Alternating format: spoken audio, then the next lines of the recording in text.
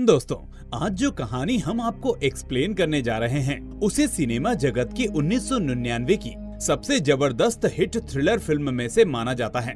ये कहानी आम इंसान के भीतर छुपी ऐसी अद्भुत शक्ति से वाकिफ करवाती है जिसके सहारे हमें किसी भी चीज के समय से पहले होने का एहसास हो जाता है और वैज्ञानिक भाषा में इसे सिक्स्थ सेंस कहते हैं। हमारी आज की स्टोरी भी सिक्स्थ सेंस से जुड़ी हुई ऐसी ही एक कमाल की घटना पर आधारित है, जो कि 90 के दशक की उन चुनिंदा ब्लॉकबस्टर मूवी में से एक है जिसके रिलीज होने के 2 दशक बाद भी दर्शकों के बीच इसके क्लाइमेक्स की चर्चाएं बनी रही।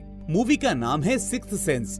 डायरेक्टर है भारतीय मुल्क के एम नाइट श्यामलन और IMDb रेटिंग है 8.2 आउट ऑफ 10। तो चलिए फिर शुरू करते हैं। कहानी की शुरुआत खूबसूरत शहर फिलाडेल्फिया से होती है, जहां पर child psychologist doctor Malcolm crow को उनके कंट्रीब्यूशन के लिए फिलाडेल्फिया यूनिवर्सिटी में सम्मानित किया गया था। अपने पति की तरक्की से मैल्कम की पत्नी एना काफी खुश थीं। दोनों घर पहुंचकर एक दूसरे को बधाई देते हैं और कुछ प्यार भरे पल गुजारने के लिए बेडरूम में चले जाते हैं। तभी अचानक एना की नजर कमरे में टूटे पड़े टेलीफोन पर पड़ती है और खिड़की का कांच भी टूटा हुआ था। इसी दौरान उन्हें बाथरूम में किसी की शैडो दिखती है और मैल्कम बाथरूम में जाता है और उसे वहाँ एक आदमी दिखाई देता है जिसने अपनी शर्ट और पैंट उतारी हुई होती हैं। मैल्कम उससे कहता है कि तुम इस तरह किसी के घर में नहीं घुस सकते। इसके जवाब में वो आदमी चिल्लाते हुए मैल्कम से पूछता है कि क्या उसे अपने ही पेशेंट याद नहीं रहते, और ये बोलते हुए वो अपनी केस स्टोरी बताने लगता है।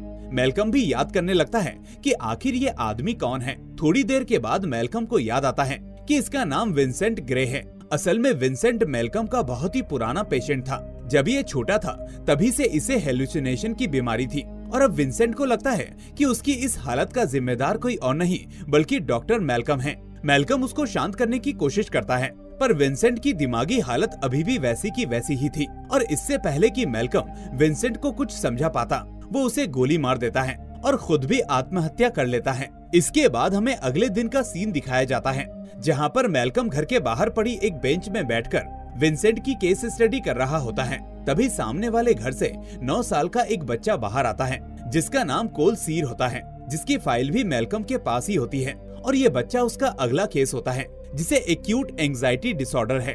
अब वो दोनों चर्च में एक दूसरे से मिलते हैं, जहाँ पर मैल्कम कोल को अपने बारे में बताता है और उससे फ्रेंडली बनने की कोशिश करता है। बातचीत के दौरान मैल्कम को कोल के हाथों में चोट के निशान भी दिखाई देते हैं। वो उससे पूछता है कि वो अपने खिलौने के साथ क्या बोल रहा था। इसके जवाब में कोल लेटिन में दे प्रफुंदिस क्लामावी एट द डोमाइन बोलता है, पर मैल्कम उसकी भाषा समझ नहीं पाता। फिर कोल मैल्कम से सवाल करता है कि क्या वो एक अच्छा डॉक्टर है, जिस पर वो कहता है हाँ, शायद मुझे मेयर से इसके लिए अवार्ड भी मिल चुका है। फिर कोल मैल्कम से पूछता है कि अब हम कब मिलेंगे। वो कहता है कि अगर तुम्हें मुझसे मिलना पसंद होगा तो जल्द, और फिर वो दोनों अपने अपने घर चले जाते हैं। मैल्कम घर पहुंचकर सीधे अपनी स्टडी रूम में जाता है और उस शब्द का मतलब ढूंढने में लग जाता है जिसे कुछ देर पहले कोल ने लेटिन में उससे कहा था, जिसका मतलब होता है out of the death I cried to you O lord. अब सुबह होती है और हम देखते हैं कि कोल स्कूल जाने के लिए पूरी तरीके से तैयार हो जाता है और जब वो ब्रेकफास्ट करने के लिए डाइनिंग टेबल पर बैठता है तो उसकी मॉम लैन की नजर कोल की गंदी बड़ी सी टाई पर जाती है जिसे पहनकर वो स्कूल जा रहा था। वो कोल की टाई निकालकर उसे धोने के लिए वॉशिंग मशीन में डाल देती है और एक नई टाई लेकर वापस आती है। और जब नई टाई लेकर वापस किचन में आती है तो देखती है कि किचन के सारे ड्रॉर खुले हुए हैं, जिसमें से कुछ को तो उन्होंने अभी कुछ ही देर पहले बंद किया था। उन्हें समझ नहीं आ रहा था कि इतनी जल्दी आखिर इसे कोई कैसे खोल सकता है। लेन अपने बेटे से पूछती है कि क्या तुम कुछ ढूंढ रहे थे। कोल कहता है कि हाँ, पॉप डॉट। उसकी माँ कहती है कि वो तो वहाँ पर था, पर तुमने ये सब इतनी जल्दी कैसे ओपन कर लिया। लेन अभी भी अपने बेटे को बड़ी ही हैरानी से देख रही थी। उसे समझ ही नहीं आ रहा था कि कुछ सेकंड्स में आखिर ये कैसे मुमकिन हुआ। तभी कोल अपनी माँ से पूछता है कि आप मुझे ऐसे क्यों देख रही हैं? कहीं आप मेरे बारे में कुछ बुरा तो नहीं सोच रही? जिस पर लेन उसे बताती है कि चाहे कुछ भी हो जाए, मैं कभी भी अपने बेटे के बारे में बुरा तो नहीं सोच सकती। इसी दौरान कोई दरवाजे की घंटी बजाता है और कोल कहता है कि मेरा दोस्त आ गया और वहाँ से चला जाता है। यहीं पर हमें टेबल पर एक हाथ का गीला निशान दिखाई देता है जो अपने आप ही धीरे धीरे गायब हो रहा था। अब कोल अपने दोस्त के साथ स्कूल पहुंच जाता है, लेकिन ना जाने क्यों गेट के बाहर ही उसका स्कूल जाने का मन नहीं कर रहा था। ऐसा लग रहा था मानो कोई उसे स्कूल जाने से रोक रहा है। मगर फिर भी वो किसी तरह से स्कूल के अंदर दाखिल होता है। दोपहर में जब कोल घर आता है तो अपनी मॉम को डॉक्टर मैल्कम के साथ बैठा देखता है। लेन कोल के लिए पैनकेक बनाने का बोलकर वहाँ से चली जाती है। मैल्कम कोल से पूछता है कि क्या तुम मेरे साथ बैठना चाहोगे? वो कहता है ना। फिर मैल्कम बोलता है कि क्या तुम मुझसे बात करना चाहोगे? इस पर भी कोल ना में सर हिलाता है। फिर मैल्कम कोल से फ्रेंडली होने के लिए कहता है कि मैं तुम्हारे साथ एक माइंड गेम खेलना चाहता हूँ। मैं तुम्हें वो बताऊंगा जो तुम्हारे दिमाग में चल रहा है। अगर मैंने सही बताया तो तुम एक कदम आगे आओगे, और अगर मैंने गलत बताया तो तुम एक कदम दरवाजे की तरफ पीछे चले जाना। ऐसे में अगर तुम जल्दी से दरवाजे के पास पहुँचे तो तुम बाहर जा सकते हो, लेकिन अगर तुम इस चेयर तक आ गए तो तुम्हें यहाँ बैठकर मुझसे बात करनी पड़ेगी। अब कोल उसकी इस शर्त पर राजी हो जाता है, और फिर कुछ सेकंड सोचने के बाद मैल्कम बोलता है, जब तुम्हारी मॉम और डैड का डाइवोर्स हुआ तो तुम्हारी मॉम मेरे जैसे एक डॉक्टर से मिली, पर उसने मदद नहीं की, इसलिए तुम्हें लगता है कि मैं भी तुम्हारी मदद नहीं करूँगा। ये सुनते ही कोल एक कदम आगे बढ़ जाता है, क्योंकि ये सच होता है। फिर मैल्कम कहता है कि तुम्हारा भी एक सीक्रेट है जो तुम मुझे बताना नहीं चाहते हो, और कोल एक कदम और आगे बढ़ जाता है। ऐसे करते करते वो चेयर तक पहुंच जाता है, जहां पर आखिर में मैल्कम उससे कहता है कि तुम्हारे हाथ में जो घड़ी है वो तुम्हारे डैड की है, जिसे उन्होंने जाने से पहले तुम्हें दी थी। लेकिन ये गलत होता है, क्योंकि ये उसने घर की ही एक ड्रॉअर से ली थी। और इसी के साथ वो एक कदम पीछे चला जाता है। इसके बाद मैल्कम उससे बोलता है कि तुम एक होशियार स्टूडेंट हो, तुम्हें स्कूल में किसी तरीके की कोई दिक्कत नहीं है। लेकिन ये भी झूठ था, और वो एक कदम और पीछे चला जाता है। कोल उससे कहता है कि स्कूल में एक आर्ट बनाने को कहा गया था, पर मैंने आर्ट में किसी पेड़ पौधे या फिर पक्षी को नहीं, बल्कि एक आदमी को बनाया, जिसे स्क्रू ड्राइवर से कोई दूसरा आदमी मार रहा था। मैल्कम कहता है कि तुमने ये कहीं टीवी सीरियल में देखा। इस पर वो एक कदम और पीछे चला जाता है और बोलता है कि मेरी उस ड्राइंग के बाद स्कूल में सब लोग काफी नाराज हो गए थे, और फिर मेरी मॉम को वहाँ बुलाया गया, जिसके बाद से मैंने कभी भी इस तरह की कोई ड्राइंग नहीं बनाई। अभी तक मैल्कम कोल के साथ माइंड गेम खेल रहा था, लेकिन उसका ये दाव उल्टा पड़ जाता है, और कोल पूछता है कि अब बताओ मैं आगे क्या सोच रहा हूँ। लेकिन मैल्कम इस पर कुछ नहीं कह पाता, जिससे कोल एक कदम और पीछे चलकर कहता है, आप बहुत अच्छे हैं, लेकिन इसमें आप मेरी कोई मदद नहीं कर सकते। अब तक वो दरवाजे के पास पहुंच जाता है और ये कहकर वहां से बाहर निकल जाता है। अगली सुबह जब कोल अपने दोस्तों के साथ स्कूल जा रहा होता है तो मैल्कम भी वहां आ जाता है और उससे पूछता है कि तुम अपनी माँ से सारी बातें शेयर क्यों नहीं करते, जिस पर वो कहता है कि नहीं, मैं अपनी माँ को भी नहीं बता सकता, क्योंकि वो मुझे पागल समझने लगेगी। मैल्कम कोल को समझाता है कि तुम कोई पागल लड़के नहीं हो, बल्कि तुम काफी इंटेलिजेंट हो। अगर तुमको कोई कभी पागल कहे भी तो तुम उसकी बात बिल्कुल भी मत सुनना। फिर कोल अपने स्कूल जाता है, जहाँ पर हिस्ट्री की क्लास चल रही होती है। टीचर कहता है कि इस शहर की हर एक बिल्डिंग में उसके पीछे का इतिहास छुपा हुआ है। क्या कोई बता सकता है इस स्कूल की बिल्डिंग के पीछे का इतिहास क्या है? तभी कोल अपना हाथ उठाकर जो कहता है उसे सुनकर टीचर भी दंग रह जाते हैं। वो बताता है कि यहाँ पर पहले लोगों को फांसी दी जाती थी। टीचर कहता है कि ये पूरी तरह से झूठ है, ये तो पहले एक कोर्ट रहा करता था जहाँ पर ढेर सारे वकील होते थे। तो कोल कहता है कि हाँ, यही लोग मिलकर लोगों को फांसी दिया करते थे। ये सुनकर हिस्ट्री टीचर बहुत ही गौर से कोल को देखता है, जिस पर कोल बोलता है कि मुझे इस तरह मत देखो, मैं जानता हूँ जब आप स्कूल में थे तो हकलाते थे और तब भी आप लोगों को इसी तरह से देखते थे, और अभी आप फिर से हकलाने वाले हैं। इसके कुछ सेकंड्स बाद ही वो टीचर कोल के नजदीक आते हुए सच में हकलाते हुए पूछता है कि तुम्हें ये सब बातें किसने बताई, जिस पर कोल अपनी आंखें बंद कर लेता है, क्योंकि वो डर रहा होता है, पर टीचर को उस पर काफी गुस्सा आ रहा था। वो उसकी टेबल पर एक जोर का हाथ मार के कहता है कि तुम पागल हो। वहीं दूसरी तरफ मैल्कम जब अपने घर पहुंचता है तो देखता है कि उसकी पत्नी डिप्रेशन का शिकार हो चुकी है। वो एंटी डिप्रेशन की दवाइयाँ खा रही है। ये देखकर मैल्कम काफी परेशान हो जाता है, लेकिन वो अपनी पत्नी से इसका जिक्र नहीं करता। कुछ दिनों बाद कोल अपनी माँ लैन के साथ एक बर्थडे पार्टी में जाता है, जहाँ पर कुछ बच्चे घर के टेरेस पर बैठकर बातें कर रहे होते हैं। जब वो उन बच्चों के पास जाता है तो वो लोग उसे परेशान करने लगते हैं और फिर उसे एक छोटे से कमरे में बंद कर देते हैं। कोल वहाँ पर काफी चिल्लाता है, क्योंकि वो डर रहा था। उसे अंधेरे से काफी डर लगता है। अचानक लैन को अपने बेटे की आवाज सुनाई देती है। वो भागते हुए ऊपर जाती है, लेकिन लाख कोशिशों के बाद भी दरवाजा नहीं खुल रहा था। और फिर ना जाने कैसे कमरे का दरवाजा अपने आप ही खुल जाता है। कोल अंदर बेहोश पड़ा था। लैन उसे फौरन अस्पताल लेकर जाती है, जहाँ पर डॉक्टर को उसके शरीर पर कुछ चोट के निशान दिखाई देते हैं और उन्हें लगता है कि ये काम लैन का है। डॉक्टर को शक था कि उसकी माँ उसे मारती है, पर लैन उसे बताती है कि मैं अपने बेटे को कैसे मार सकती हूँ, मैं तो उसे जान से भी ज्यादा प्यार करती हूँ। अब कोल हॉस्पिटल से डिस्चार्ज होकर अपने घर आता है। उससे मिलने मैल्कम पहुँचता है। मैल्कम अपनी पत्नी एना की हालत को लेकर परेशान था और कोल उसके माथे की ये शिकन साफ साफ समझ पा रहा था। वो मैल्कम से कहता है कि मैं आज आपको अपना एक राज बताना चाहता हूँ। मैल्कम हाँ में सर हिलाता है, जिसके बाद कोल उसे बताता है कि मुझे मरे हुए इंसान दिखते हैं हर जगह, हर तरफ, यहाँ तक कि लोगों को नहीं पता होता कि वो मर चुके होते हैं,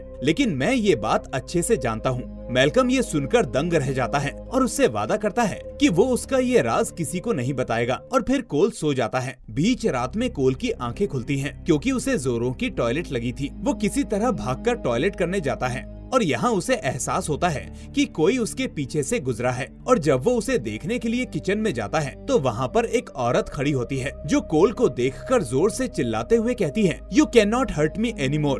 You are a terrible husband." ये सुनकर तो बेचारा कोल वहाँ से भाग जाता है और सीधे अपने कमरे के उस हिस्से में आता है जहाँ पर उसने ढेर सारी मूर्तियाँ रखी हुई थी। वहीं हमें दूसरी तरफ मैल्कम की पत्नी को दिखाया जाता है जिसका अफेयर किसी अन्य शख्स के साथ चल रहा होता है और मैल्कम उसे रंगे हाथों पकड़ लेता है, लेकिन वो फिर भी कुछ नहीं कहता और सीधे कोल के पास जाकर अपना दुख दर्द बताते हुए बोलता है कि अब मैं तुम्हारा डॉक्टर नहीं बन सकता क्योंकि मुझे अपने परिवार का ख्याल रखना है। मैल्कम के जाने की बात सुनकर कोल रोने लगता है और बोलता है कि प्लीज आप ऐसा मत करिए, आपके अलावा मेरा कोई भी दोस्त नहीं है और ना ही मुझे अब तक कोई समझ पाया है। कोल उससे पूछता है कि क्या आपको मेरी शक्तियों पर विश्वास नहीं, जिस पर मैल्कम बड़ा अटपटा सा जवाब देता है और वो समझ जाता है कि मैल्कम को भी उस पर विश्वास नहीं है और फिर वो मैल्कम को जाने देता है। अब मैल्कम अपने घर के बेसमेंट में आता है और वहाँ पर विंसेंट की कुछ ऑडियो रिकॉर्डिंग्स को सुनता है। जी हाँ, ये मैल्कम का वही पेशेंट होता है जिसे हमने कहानी की शुरुआत में देखा था, जहाँ मैल्कम को लगता है